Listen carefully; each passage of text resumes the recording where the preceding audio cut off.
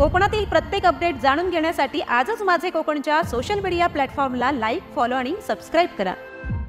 चर्चांना असं उदाहरण आलेलं आहे की शेखर सर उमेश सकपाळला मदत करतील का? प्रत्येक मतदाराच्या आनंदात, प्रत्येक मतदाराच्या दुःखात मी कुटुंबातला एक माणूस म्हणून मी सहभागी झालेलो आहे। त्यातला नुपूर बाचींचा राजीनामा माझ्याकडे रितसर आलेला आहे। बाकी कोणाचाही राजीनामा माझ्याकडे शहराध्यक्ष म्हणून आलेला नाही। त्याचा शुभारंभाचा पहिला श्रीफळ वाढवण्याचा मान हा सन्माननीय पालकमंत्री वायकर साहेब आणि त्यावेळच्या नगराध्यक्ष सुरेखाताई खराडे यांच्यामुळे मला मिळाला।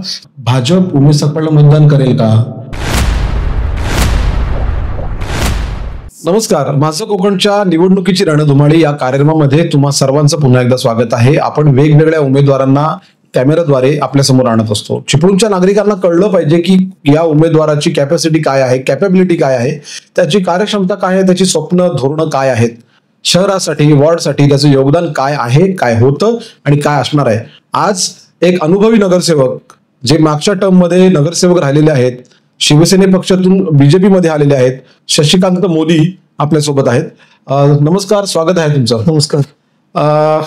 अनेक उमेदवारांना आम्ही माझे कोकणच्या माध्यमातून एक प्लॅटफॉर्म देत असतो ओळख करण्यासाठी। तुमची ओळख तर अनेक वर्षापासून सामाजिक क्षेत्रामध्ये आहे, राजकीय क्षेत्रामध्ये आहे। तुम्हाला पहिला प्रश्न असा असेल, या टर्म मध्ये काम करत असताना, पूर्वी तुम्ही शिवसेनेमध्ये होतात, आता तुम्ही भाजपमध्ये गेलेले आहात, निवडणुकीच्या रिंगणामध्ये येण्यासाठी खटपट करावी लागली, नेत्यांची मनधरणी करावी लागली, सहज शक्य झालं, काय झालं नेमकं? मुळात म्हणजे भारतीय जनता पार्टीने मला प्रथम आल्यानंतर 2.5 महिन्यानंतर भारतीय जनता पार्टी मंडल अध्यक्ष म्हणून मला त्यांनी मोठं महत्वाचं सन्मानाचं पद दिलं। त्याबद्दल मी भारतीय जनता पार्टीचे सर्व पदाधिकारी, कार्यकर्ते यांचे मी प्रथम आभार मानतो। विचारायला तुम्ही आता जो प्रश्न विचारलात तो की नगरसेवक पदाकरता खटपट करावी लागले का, तर चिपळूण भारतीय जनता पार्टीमध्ये काम करताना जो प्रामाणिक काम करणारा माणूस आहे, जो पॉझिटिव्ह थिंकिंग ठेवून काम करणारा माणूस आहे आणि कुठल्याही क्लॅशच्या ह्याच्या म्हणजे कोणतेही त्याला काय म्हणूया वादविवादामध्ये पक्ष सोडून कुठे अडकलेला नाही, अशा कोणत्याही माणसाला तिकिटासाठी फार प्रयत्न करावे लागत नाहीत। भारतीय जनता पार्टीची एक सर्वेक्षण समिती आहे, ती संपूर्ण शहरामध्ये त्या शहरामध्ये फिरते, सर्वे करते आणि त्या सर्वेच्या माध्यमातूनच तिकीट जाहीर होतात। एखाद दुसरं तिकीट इकडे तिकडे झालं असेल तरच, पण सर्वेमधून जी तिकीटं मंजूर झालेली आहेत त्या सगळ्यांना बऱ्यापैकी तिकीटं मिळालेली आहेत असा माझा अंदाज आहे। निवडणुकीच्या रिंगणामध्ये जेव्हा तुम्ही आले त्यावेळेला पक्षश्रेष्ठींचा काय अभ्यास होता शशिकांत मोदी बद्दल, किंवा नागरिकांकडनं कसा फीडबॅक होता? कारण आम्ही असं ऐकलेलं आहे की गेल्या टर्मच्या उमेदवारांपैकी हुशार, चाणक्य आणि वेळ बघून त्याचा वेळेचा उपयोग करणारा उमेदवार म्हणजे शशिकांत मोदी।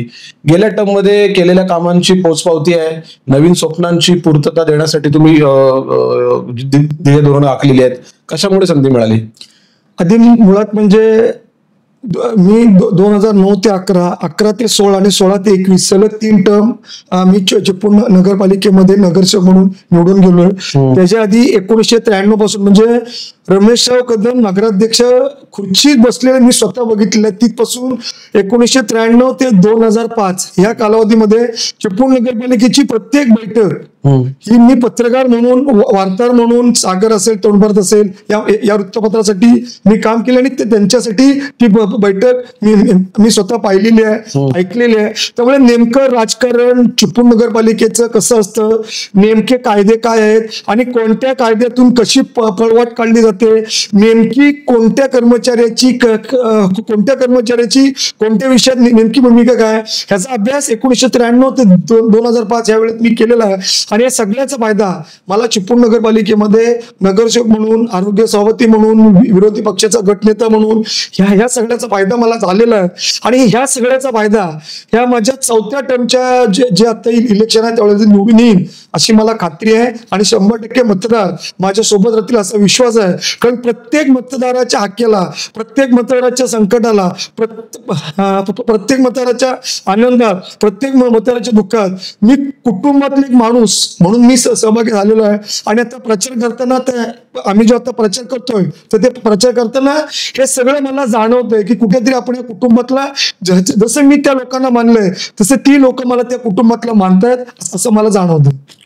आता तुम्ही जसा उल्लेख केला तसा गेल्या अनेक वर्षापासून चिपळूण नगरपालिकेमधली प्रत्येक मीटिंग तुम्ही अटेंड केलेली आहे, पत्रकार म्हणून असेल किंवा नगरसेवक म्हणून असेल. त्याचबरोबर नगरपालिकेने बोलवलेली किंवा चिपळूण शहरातल्या अन्य सामाजिक संस्थांनी बोलवलेली एकही मीटिंग तुम्ही सोडत नाही. तुमचा अभ्यास त्याच्यामुळे वाढतो, ज्ञानात भर पडते. साधारणपणे बघता तुमची राजकीय कारकीर्द बघता नगराध्यक्ष पदाचे दावेदार तुम्ही होणार अशी सगळ्यांना अपेक्षा होती. ज्या वेळेला उमेश सकपाळांनी शिंदे गटामध्ये किंवा त्या शिवसेनेमध्ये एक हे घेतला, टर्न घेतला, त्यानंतर तुम्हाला संधी मिळाली. मग इकडे आल्यानंतर नगराध्यक्ष पदासाठी तुम्ही इच्छुक आहात असं तुम्ही तुमच्या पक्षश्रेष्ठींकडे सांगितलं होतं का? आधी मुळात म्हणजे भारतीय जनता पार्टी आहे ही कार्यकर्त्याचा सन्मान करणार आहे. तुम्ही पार्टीचं प्रामाणिक काम करा, पार्टी तुम्हाला कुठेही बेदखल करत नाही. पण पार्टीच्या नावाचा तुम्ही गैरवापर केला किंवा पार्टीतल्या लोकांना त्रास दिला तर कुठेतरी पार्टी ते लक्षात ठेवते, तुम्हाला तिथे विरोध करत नाही. पण जेव्हा संधी द्यायची वेळ येते तेव्हा पार्टी तुम्हाला संधी देत नाही. याची परिपूर्ण जाणीव मला होती. नगराध्यक्ष पदासाठी मी इच्छुक होतो. मी पार्टीमध्ये आल्यापासून त्या पद्धतीने वेगवेगळ्या वॉर्डात वेगवेगळ्या माध्यमातून वेगवेगळ्या क्षेत्रातील लोकांना जवळ घेऊन त्यांच्यासोबत वेगवेगळे प्रोग्राम यशस्वीरित्या पार पडले होते. 250, 300, 350 लोकांचे प्रोग्राम मोठमोठ्या हॉलला घेऊन आम्ही भारतीय जनता पार्टीतून यशस्वी पार पडले. पण ज्यावेळेला मी वरिष्ठांशी बोललो किंवा वरिष्ठांशी जेव्हा चर्चा केली तेव्हा त्यांचा थोडासा सूर असा होता की पार्टीतले काही ज्येष्ठ पदाधिकारी आहेत की जे पार्टीसाठी त्यांनी तन मन धन अर्पून काम केलेलं आहे, त्यांना न्याय द्यायची वेळ आता आलेली आहे. तर त्या न्याय द्यायच्या वेळेला कुणालाही त्रास होऊ नये आणि जो उमेदवार पार्टी देईल त्याचं एकमुखी काम करायचं असं थोडासा त्यांच्या बोलण्यातला अंदाज आल्यामुळे मी स्वतःहून ह्या सगळ्या रेसमधनं मी मागे आलो आणि भारतीय जनता पार्टीकडून मंगेश उर्फ बाबू तांबे आणि विजय चितळे यांची नावं ही पार्टीच्या अंतिम लिस्ट मध्ये समाविष्ट झाली. आणि या सगळ्या म्हणजे ही 2 नावं समाविष्ट होण्याच्या संपूर्ण प्रक्रियेमध्ये मी स्वतः होतो. गेल्या 3 टर्मच्या 4 टर्मची जी पदभार तुम्ही स्वीकारलात, नगरपालिकेमध्ये चांगली कामं तुम्ही वॉर्डमध्ये केली असेल, अभ्यास तुमचा चांगला असेल, कशा प्रकारची कामं झाली वॉर्डमध्ये आणि कशा प्रकारची होणं गरजेचं आहे असं तुम्हाला वाटतंय? मुळात म्हणजे चिपळूण नगरपालिकेमध्ये काम करताना चौकस माणूस पाहिजे. तिथे विश्वास जरी आपण सगळ्यांवर टाकला तरी आपलं काम पूर्ण होण्यासाठी स्वतः प्रयत्न करायला लागतात. मग जर तुम्ही जर एखादं काम तुम्ही तुमच्या पत्रावर लिहून दिलं तर त्याचं इस्टिमेट तयार करणं, प्रथम तिथल्या लोकांच्या सहाय्या करणं, त्याचं इस्टिमेट तयार करणं, ते इस्टिमेट परिपूर्ण आहे की नाही ते चेक करून घेणं, ते चेक केलेलं इस्टिमेट प्रथमतः मी मिटिंगला लावणं, त्याला मंजुरी घेणं, त्याची टेक्निकल सँक्शन करणं, टेक्निकल सँक्शन केल्यावर त्याचं टेंडर होणं आणि टेंडर नंतरची पुढच्या सगळ्या प्रोसेसमध्ये आम्ही कधीच सहभागी झालेलो नाही.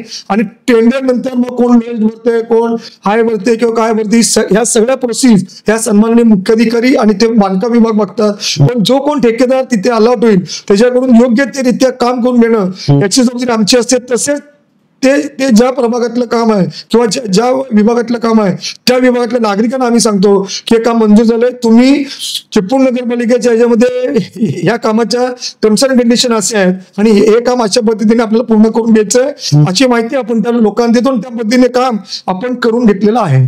वॉर्डमध्ये कोणकोणती कामं व्हायला हवीत असं वाटतंय वॉर्डमधली? शहराकडे आपण नंतर जाऊ. मुळात म्हणजे प्रथमतः एक तुम्हाला सांगतो की 2016 ते 2021 मी परशुराम नगर असेल, माझ्या विभागातला काळीतळी भाग असेल किंवा राधाकृष्ण नगर भाग असेल, तिथे प्रचंड मोठ्या प्रमाणात मी कामं केली. पण ही कामं केल्यानंतर त्याचा जो म्हणजे एखादं काम आपण केलं आणि त्याची एक विशिष्ट कालमर्यादा असते, एक 3 वर्ष, 4 वर्ष, 4.5 वर्ष, 5 वर्ष.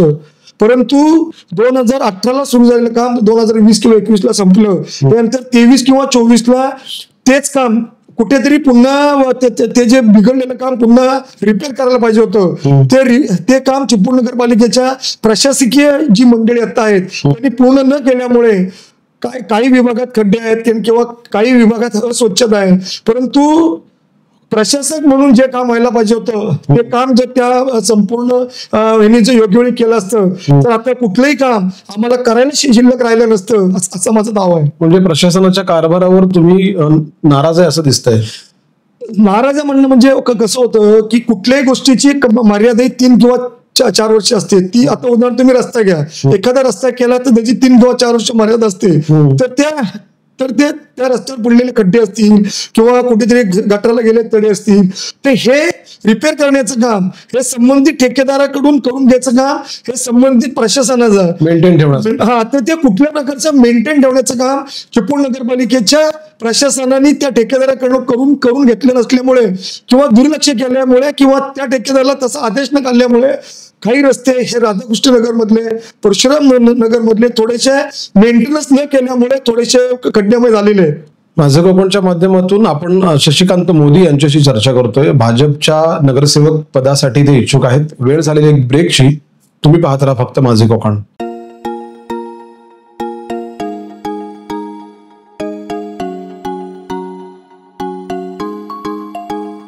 ब्रेक नंतर पुन्हा एकदा स्वागत आहे. धडाडीचे उमेदवार, एकेकाळी नगरसेवकाची कारकीर्द चांगल्यापणे उत्तम पद्धतीने राबवलेले शशिकांत मोदी आपल्यासोबत आहेत.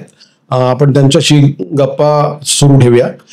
मोदी, भाजपच्या पक्षामधून, राष्ट्रवादीच्या पक्षामधून किंवा अन्य सगळ्या पक्षांमधून आता नगरपालिका इलेक्शन डिक्लेअर झाल्यापासून नाराजीचा सूर जर बघितला तर भाजपमध्ये जास्त दिसला. काय नेमकं कारण आहे? कारण एवढे वर्ष सगळे पक्ष हे निवडणुकीची वाट बघत होते. मग एवढी टीम एकत्र तुम्ही गोळा केली, ती वाढवली, तुमच्या पक्षश्रेष्ठीने इतरांनी वाढवली असेल. ऐन निवडणुकीच्या कालावधीमध्ये अनेक लोकांनी भाजपमधून काढता पाय घेतला. नुपूर वाच्चिम यांनी राजीनामा दिलाय, परिमल भोसले यांनी राजीनामा दिलाय, त्यांनी तुम्हाला विरोध दाखवलाय. काय नेमकं आहे? आधी राजीनामे जे आहेत त्यातला नुपूर वाच्चिमचा राजीनामा माझ्याकडे रितसर आलेला आहे. बाकी कोणाचाही राजीनामा माझ्याकडे शहराध्यक्ष म्हणून आलेला नाही. मुद्दा क्रमांक 2 की राजीनाम्याच्या संदर्भात भारतीय जनता पार्टीची एक टीम आहे, तर ती टीम याची योग्य त्या वेळेला त्याची काळजी घ्यायची किंवा दखल घ्यायची, जे काय करायचं ते भारतीय जनता पार्टीची कोर टीम आहे ती त्या विषयामध्ये लक्ष घालून आहे आणि ते त्या पद्धतीने बघतात. आम्हाला त्यांनी एवढंच सांगितलंय की तुम्ही चिपळूण शहरातली प्रचार यंत्रणा आणि तुमचा प्रभाव ह्या तुम्ही दोन गोष्टी बघायच्या आणि त्याच्या पलीकडे तुम्ही काही करायचं नाही. प्रभाव आणि चिपळूण शहरातल्या सगळ्या प्रचाराची यंत्रणा त्यांनी एक कोर टीम केली. त्या कोर टीमच्या माध्यमातून प्रशांत यादव साहेब असतील किंवा सतीश मोरे असतील किंवा अजून आमचे सगळे विजय चितळे असतील, ही सगळी मंडळी आमची यंत्रणा सक्षमपणे हाताळते. पण मग परिमल भोसलेंनी तुम्ही असं काय केलंय की तुमच्यावर परिमल भोसले सारखा एवढा चांगला कार्यकर्ता भाजपचा नाराज झाला? तुमच्याच वॉर्डमधून निवडणुकीसाठी त्यांनी प्रयत्न केला. आधी मुळात म्हणजे परिमल भोसले हे मला सिनियर आहेत आणि मी शिवसेनेमध्ये होतो त्याही वेळेला सिनियर लोकांबद्दल कधीही मत व्यक्त करत नाही, कारण त्याचा आदर हा आपण त्याला राखला गेला पाहिजे. मी ज्युनियर असल्यामुळे त्यांनी माझी टीका करणे, त्यांनी मला बोलणे हे मी समजू शकतो आणि तशीच माझी भारतीय जनता पार्टीमध्ये सुद्धा माझी वागण्याची पद्धत हीच आहे की मला कुणी बोललं ते त्याला मी प्रत्युत्तर देणार नाही, कारण मी ज्युनियर आहे. आणि ज्युनियर माणसाने सिनियर माणूस काही बोलला ते त्याला कुठल्या प्रकारचं प्रत्युत्तर द्यायचं नसतं. येणारा काळ किंवा येणारी भारतीय जनता पार्टीची जी टीम आहे तीच ह्या सगळ्या गोष्टीची दखल घेईल. चाणक्षपणे उत्तर मोदींकडनं जसं अपेक्षित असतं तसं उत्तर अगदी मिळालेलं आहे. वळूया पुढच्या प्रश्नाकडे. गेल्या काही वर्षांमध्ये प्रशासकीय कारभार चालू होता, मात्र तुमच्याकडून, तुमच्या मित्र पक्षांकडून योग्य पद्धतीने पाठपुरावा सुरू होता चिपळूणच्या शहराच्या विकासासाठी. हा जो प्रकल्पाचा गाडा तुम्ही चालवलात, शिवसृष्टी असेल, सांस्कृतिक केंद्र असेल, नारायण तलाव असेल, बॅडमिंटन कोर्ट असेल, ह्या सगळ्यामध्ये तुमचं योगदान काय आणि कितपत होतं?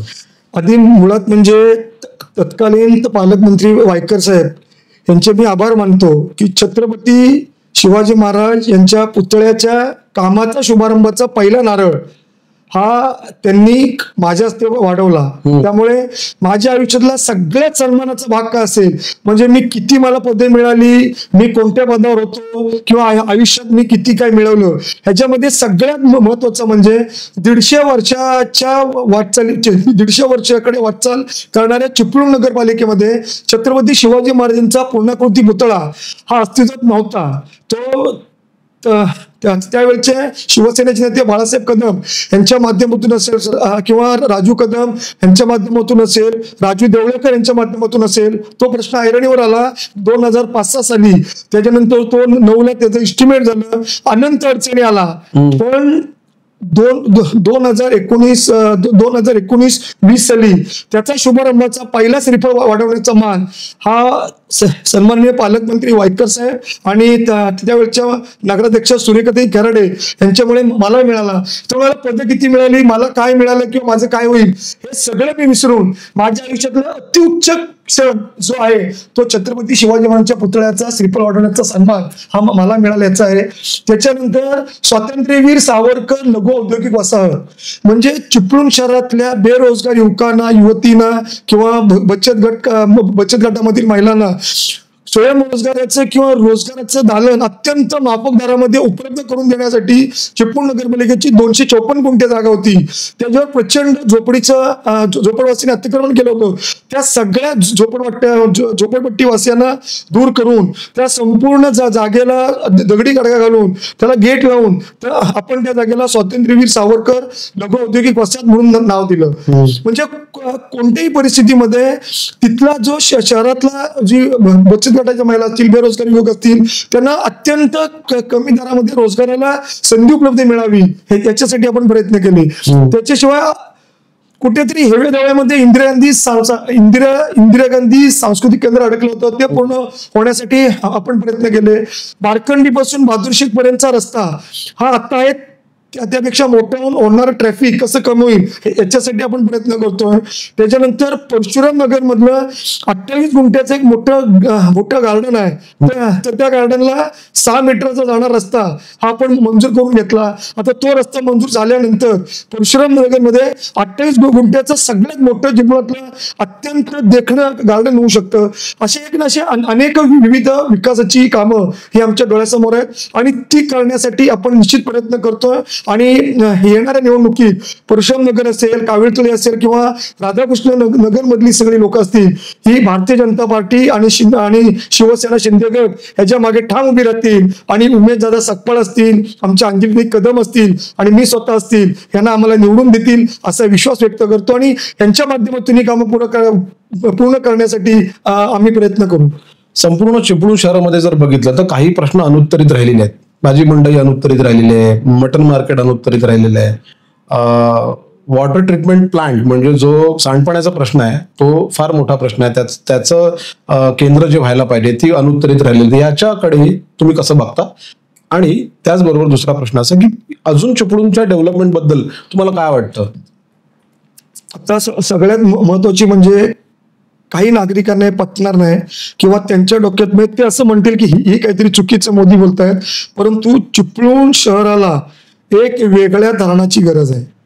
आता तुम्ही असं का तर चिपळूण शहरामध्ये ज्या दिवशी कोयना विद्युत प्रकल्प चालू नसतो ते 1.5 महिना हे चिपळूण शहरामध्ये अत्यंत मचूळ पाणी, अत्यंत घाणेरडं पाणी आणि अत्यंत स्वच्छ पाणी पुरवठा होतो. हे आपण काही केलं तरी हे सुधारू शकत नाही. त्याच्यासाठी आपल्याला साधारणपणे 1 ऑक्टोबर ते डिसेंबर आणि 15 जानेवारी ते 15 फेब्रुवारी असे 3 ते 4 महिने व्यवस्थित पाणी पुरवठा होण्यासाठी चिपळूण नगरपालिकेच्या पाणी पुरवण्यासाठी आपल्याला धरण आवश्यक आहे. आता तुम्ही म्हणाल की आपली ग्रॅव्हिटीची पाणी योजना असताना वेगळ्या धरणाची गरज काय, परंतु ग्रॅव्हिटीची पाणी योजना जरी असली तरी कोयना धरणातनं येणारे त्याला टेल वॉटर म्हणतात, ते टेल वॉटर हे कोळकेवाडीच्या धरणात किंवा एका दुसऱ्या मार्गाने आपल्या बाजूच्या नदीत येतं आणि तिथून पाणी आपण लिफ्ट करतो. पण जर विद्युत निर्मितीच झाली नाही तर कोळकेवाडीमध्ये पण पाणी येणार नाही आणि भुयारा मार्गातून पाणी येतं तेही पाणी येणार नाही.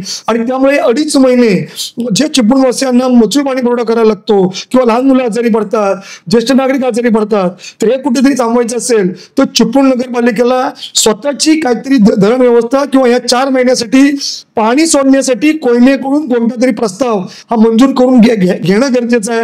आणि तो प्रस्ताव पण मंजूर करून घेतला नाही तो चिपळूण दिवसेंदिवस आपलं वाढत जाईल.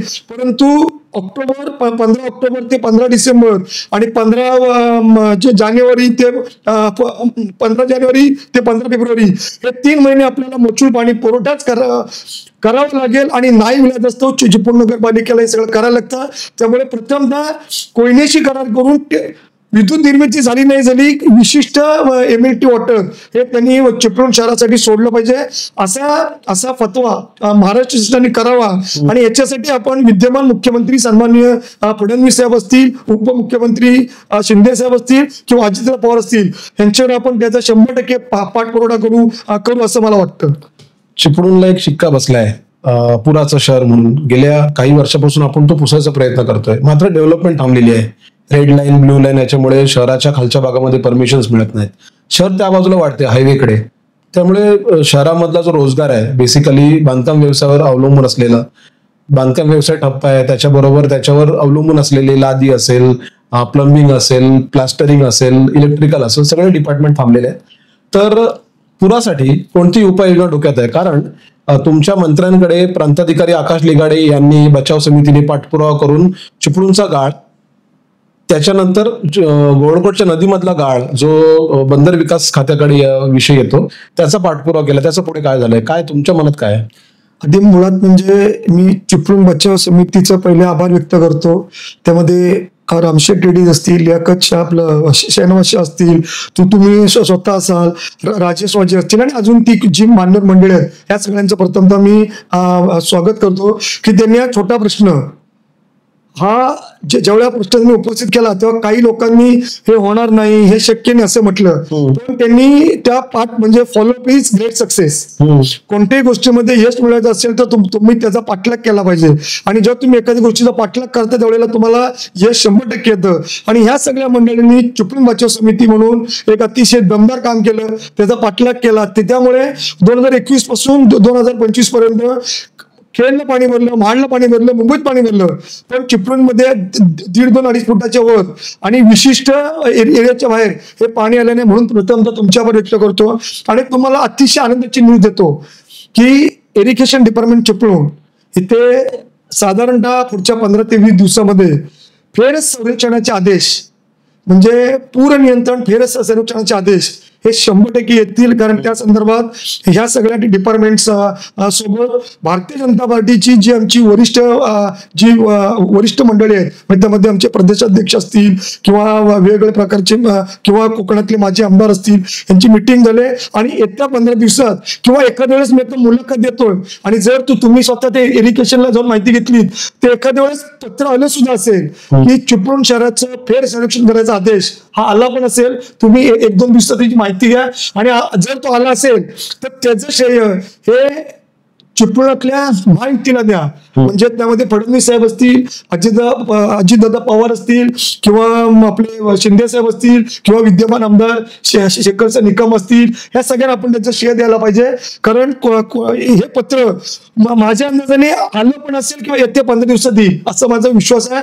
आणि ते पत्रानंतर त्याचं फेर सर्वेक्षण होईल आणि फेर सर्वेक्षणामधून 100% अडचणीचा जो विषय नाहीये म्हणजे 2021लाच फक्त इथे पाणी भरलेलं आहे तो 100% वगळण्यात येईल असा विश्वास मला वाटतो. आणि म्हणून तुम्ही त्याची माहिती घ्या. आणि ती माहिती घेतल्यावर तुम्ही एक पत्रकार म्हणून आमच्या शिवसेना, भाजप आणि राष्ट्रवादी सरकारने परशुराम नेमकी काय भूमिका घेतली पत्रकार म्हणून तुम्ही तुमच्या माध्यमातून लोकांपर्यंत पोहोचवा एवढी विनंती करतो. आणि याचे थोडेसे डिटेल्स तुम्ही आम्हाला द्यावे अशी विनंती करतो. नक्कीच पुढे शहराच्या वाटचालीसाठी बोलत असताना वेळ आता ब्रेकची झालेली आहे. तुम्ही पाहत राहा फक्त माझे कोकण.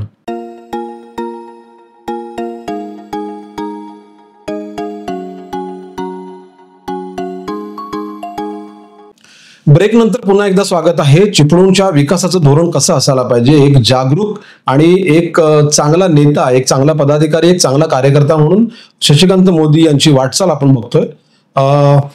मोदी, आता एकूणच चिपळूण नगरपालिकेची निवडणूक जारी झाल्यापासून अनेक वर्षापासून आपण निवडणुकीची वाट बघत होतो, पण निवडणूक जारी झाली, डिक्लेअर झाली तेव्हापासून महायुतीचं काही ठरत नव्हतं, महाविकास आघाडीचं काही ठरत नव्हतं. पण आता ठरलं आणि कार्यकर्ते आता बुचकळ्यात पडलेले आहेत की महायुती होते की नव्हती, महाविकास आघाडी होते की नव्हते.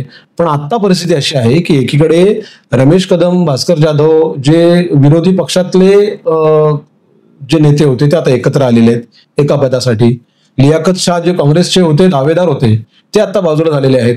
निशिकांत भोजने जे भाजपचे उपनगराध्यक्ष राहिलेले आहेत काही काळ, ते आता अपक्ष म्हणून उभे आहेत. आणि एकीकडे तुमचा नेता किंवा तुमचा जो पदाधिकारी आहे नगराध्यक्ष पदाचा, उमेश सकपाळ, कसं बघता ह्याच्याकडे? का उमेश सकपाळला निवडून द्यायला पाहिजे लोकांनी? आधी प्रथमतः मी तुम्हाला विनंती करतो की मी जोपर्यंत राजकारणामध्ये आहे तोपर्यंत नेता कधी होणार नाही. मला सर्वसामान्य कार्यकर्ता म्हणून तळागाळामध्ये काम करायची इच्छा आहे आणि मी ते काम मी पॉलिटिक्समध्ये असेपर्यंत कार्यकर्ता म्हणून राहणार. कारण मी जिथं काम करतो तिथं नेता म्हणून मी जर काम केलं तर ते उपयोगी होणार नाही. मला कार्यकर्ता म्हणूनच काम करायला आवडेल, हे तुमच्या आधी मी करतो. आणि मुद्दा दुसरा असा आहे की तुम्ही आता म्हणालात की नगराध्यक्ष पदासाठी उमेश सकपाळच का? मुळात म्हणजे उमेदवार आता आपण सगळे बघितले तर साधारणपणे रमेशराव कदम हे जवळपास 75च्या आसपास आहेत. बरोबर. लियाकत शाह नाही म्हटलं तरी 50 ओलांडलेले आहेत. सुधीर भाऊ शिंदे 60 ओलांडलेले आहेत. तर ह्या सगळ्या लोकांचा कामाचा आवाका किंवा हक्केला धावून जाण्याची जी असणारी त्यांची उर्मी आणि सर्वसामान्य कार्यकर्ता म्हणून एखाद्या कार्यकर्त्याला बळ देणं, ह्या सगळ्या गोष्टीचा आपण विचार केला तर उमेशदादा सकपाळ हे नाव नगराध्यक्ष पदासाठी योग्य आहे. रमेशराव कदम हे चिपळूणसाठी 100% आदरणीय आहेत. म्हणजे माझ्यासाठी केलं तर मी म्हणेन की रमेशराव कदम हे 100% आदरणीय आहेत. सुधीर भाऊ शिंदे यांच्याबद्दल तर दुमत असतं कामा नये. कारण सुधीर भाऊ शिंदे तर शिंदे गटामध्ये होते, त्याने अचानकपणे उडी मारली तिकडे. आधी मुळात म्हणजे सुधीर भाऊ शिंदे हे आमच्यासारखे तळागाळामध्ये काम करणारा माणूस आहे. ते तर उलट तन मन सर्वाधिक धन खर्च करून लोकांना जपणार माणूस आहे. लियाकत शाह यांनी मागच्या वेळेला त्यांच्या मिसेसच्या माध्यमातून ह्या सगळ्या नगराध्यक्ष पदाचा अनुभव घेतलेला आहे. ते हे सगळं बघता चिपळूणच्या तरुणाईचा कल असेल किंवा भारतीय जनता पार्टी असेल किंवा शिंदे गटाची शिवसेना असेल, ह्याच्या व्यतिरिक्त राजकारण सोडून एक तिसरी फळी असते. म्हणजे आता आम्ही उमेदवार आहे, आम्ही टीम आहे, आम्हाला सहाय्य करणारी पक्षाची, म्हणजे बाबा शशिकांत मोदी निवडून यावा म्हणून काही लोक प्रचार करतात, काही लोक जो काही माझ्याबद्दल नकारात्मक प्रचार आहे तो रद्द करून सकारात्मक प्रचार करण्याचा प्रयत्न करतात. अशी एक बी टीम असते. आणि ज्याला राजकारणाशी काही संबंध नाही, म्हणजे त्याचं कुठल्याही राजकीय नेत्याकडे काम नसतं, त्याचं कुठल्या शासकीय कार्यालयाकडे काम नसतं, त्याचं कुटुंब कोणाचं काही अडत नाही, असं एक तिसरा वर्ग आहे. हा तिसरा वर्ग 100% भारतीय जनता पार्टी शिंदे गटाच्या सोबत आहे. आणि या माध्यमातून उमेशदादा सकपाळ यांना अतिशय उत्तम मतदान होईल असा आमचा ह्या क्षणाला अंदाज आहे. आणि ते मतदान होण्यासाठी आम्ही सगळेजण, म्हणजे आम्ही स्वतः नगराध्यक्ष पदाचे उमेदवार आहोत, अशा प्रकारे आम्ही प्रत्येक वार्डामध्ये काम करतोय. आणि 3 तारखेला हे आपल्याला सगळ्यांना 100% दिसेल. शेवटचा प्रश्न जाता जाता विचारूया. नगराध्यक्ष पदासाठी एकीकडे रमेशभाई कदम आहेत. चर्चांना असं उदाहरण आलेलं आहे की शेखर सर उमेश सकपाळला मदत करतील का? भाजप उमेश सकपाळला मतदान करेल का? उद्धव ठाकरेंची जी शिवसेना आहे त्याच्यामध्ये 2 गट झाल्याचं दिसतंय. एक भास्कर जाधवांचा ग्रुप दिसतो, एक विनायक राऊतांचा ग्रुप दिसतो. ह्या सगळ्या भानगडींमध्ये भाजप उमेश सकपाळला कसं मदत करणार? शेखर सरांची टीम किंवा महायुतीचा रोल कशा प्रकारे खंबीर असेल उमेश सकपाळांच्या पाठी? आधी मुळात म्हणजे तुम्हाला एक विनंती करतो की भारतीय जनता पार्टी ही कोर टीम बेस अतिशय छान काम चालतं. एकदा उमेदवार त्यांनी दिला, उमेदवारी द्यायच्या आधी काय असेल ती धुसफूस सगळं काय असेल, एकदा वर्ण उमेदवारी आली की कुठल्याही प्रकारचा त्यामध्ये 99.99% बदल होत नाही.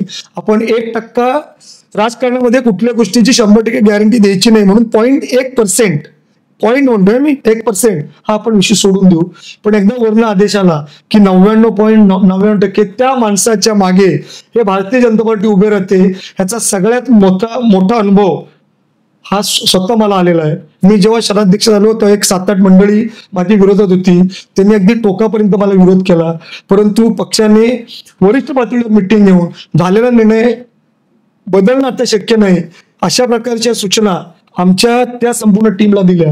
आणि म्हणून मी आता गेले म्हणजे एप्रिल पासून आजपर्यंत शहराध्यक्ष म्हणून आहे. तसंच एकदा पक्षाने आम्हाला सांगितलं आपला युतीचा उमेदवार किंवा महायुतीचा उमेदवार जर उमेश सकपाळ असतील तर उमेश सकपाळांसाठीच काम करणं. आणि भारतीय जनता पार्टीमध्ये कुठल्याही प्रकारचा जातीभेद धर्मभेद असं काही नसतं.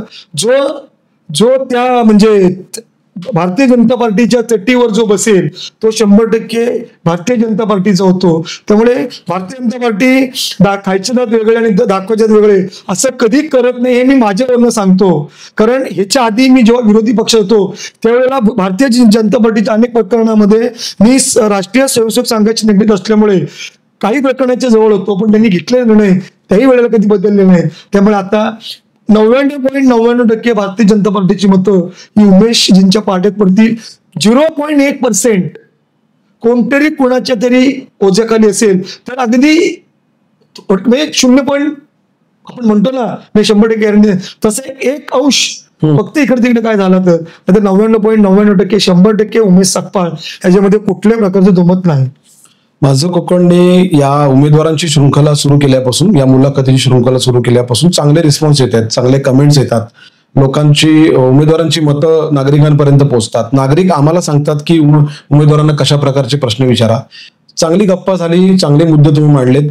माझं कोकणच्या माध्यमातून नागरिकांना काय आवाहन कराल?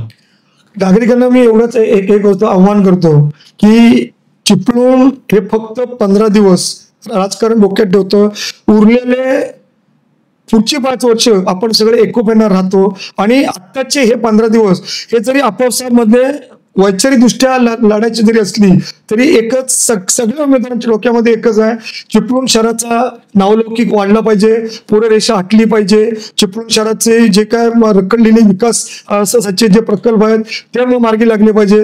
आणि याच्यासाठी सन्माननीय फडणवीस साहेब असतील, अजितदादा पवार असतील, एकनाथ शिंदे साहेब असतील, यांनी आमची मिटिंग घेऊन काय करायचं ते आम्हाला सांगितलेलं आहे. आणि म्हणून मी तुम्हाला सगळ्यांना विनंती करतो की भारतीय जनता पार्टी आणि शिंदे शिवसेना यांच्या सोबत आपण राहा. 100% येणारा काळ किंवा आता सत्ता असल्यामुळे पुढची 5 वर्ष चिपळूण शहराला विकासासाठी निधी मागण्याची गरज पडणार नाही, असा उत्तम निधी हा 100% आपल्याला येईल. आणि चिपळूण हे कोकणातले नव्हे तर महाराष्ट्रातले नव्हे तर भारतातले दर्जेदार विकसित शहर म्हणून त्याचा नावलौकिक आहे, तो 100% वाढेल अशी मला आशा आहे. म्हणून मी तुम्हाला सगळ्यांना विनंती करतो की जिथे कुठे कमळ आणि धनुष्यबाण असेल तर ती 2 बटणं दाबून आपल्या युतीला किंवा माहितीच्या उमेदवारांना विजयी करा एवढी विनंती करतो. जय हिंद, जय श्रीराम, जय महाराष्ट्र. माझं कोकणच्या या कार्यक्रमामध्ये आता वेळ झालेली इथे थांबण्याची. उमेदवार कसाही असो पण शहराच्या विकासासाठी झटणारा असावा असे अनेक कमेंट्स माझं कोकणच्या माध्यमातून आलेले आहेत. आता वेळ झाली इथे थांबण्याची. तुम्ही पाहत राहा फक्त माझे कोकण.